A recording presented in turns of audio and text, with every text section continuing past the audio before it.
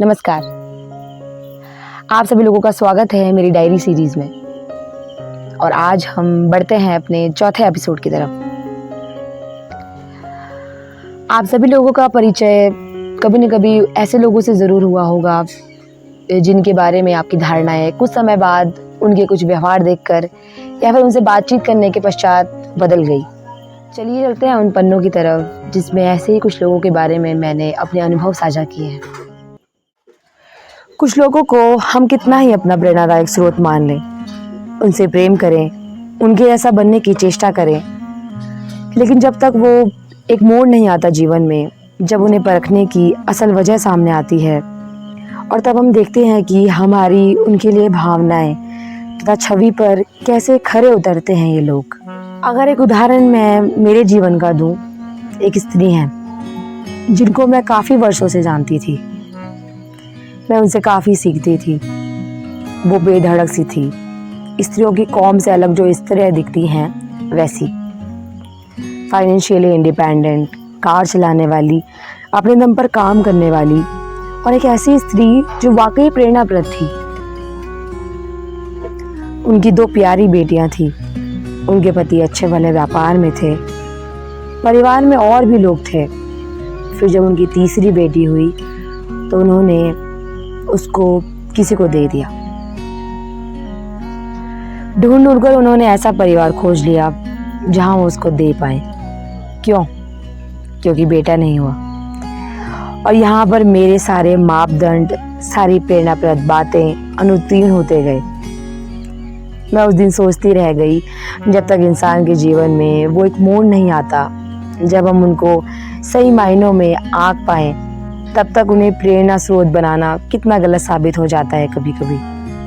क्योंकि उनके उदाहरण में वो तो खुली सोच वाली पढ़ी लिखी महिला थी, कमाती थी, पति का अच्छा भला व्यापार था, तो ऐसी क्या आन पड़ी जो उस नवजात को देना पड़ गया। यह लिंग के आधार पर किया भेदभाव है। यह उसी सोच का विलक्षण प्रभाव है कि कितना भी इंडिपेंडेंट बन जाओ, बेबाक बन जाओ, रूढ़िवादिता है कि छोड़ती नहीं।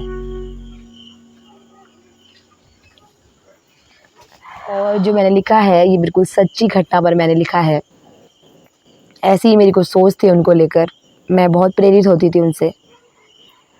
अब ये बात नहीं है कि वो इतनी बुरी हैं, लेकिन जिन बातों से लेकर मैं उनसे प्रेरित होती थी, जिन मापदंडों के आधार पर मैंने उन्हें अपना प्रेरणा स्रोत बनाया था, उस पर वो उस दिन अनुत्तीर्ण हो गई।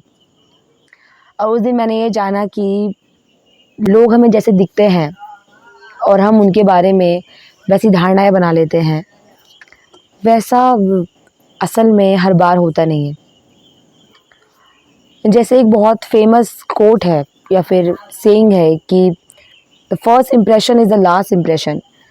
लेकिन मैं ये बात नहीं मानती कि जैसा हम किसी को पहले इम्प्रेशन में देखें, वैसे ज़रूरी नहीं कि वो इम्प्रेशन आपका लास्ट इम्प्रेशन भी बने। कुछ बातें ऐसी होती हैं कि आप नोट कर लेते हैं, क्योंकि वाकई सच्ची होती हैं।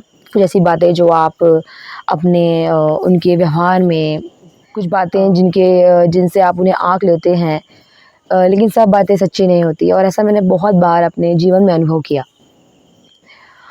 तो उन्हीं अनुभवों का आधार मेरे पन्ने थे।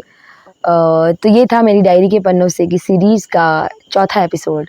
आशा करती हूँ उन पन्नों से आप भी कुछ सीखे होंगे या फिर आपने भी मेरी ही तरह अपने जीवन में ऐसा कुछ अनुभव किया होगा। अपने अनुभव आप कमेंट सेक्शन में ज़रूर साझा करिएगा। तो फिर मिलते हैं अपनी किसी दूसरी वीडियो में। तब तक के लिए आप पढ़ते रहिए, मुस्कुराते रहिए। धन्यवाद।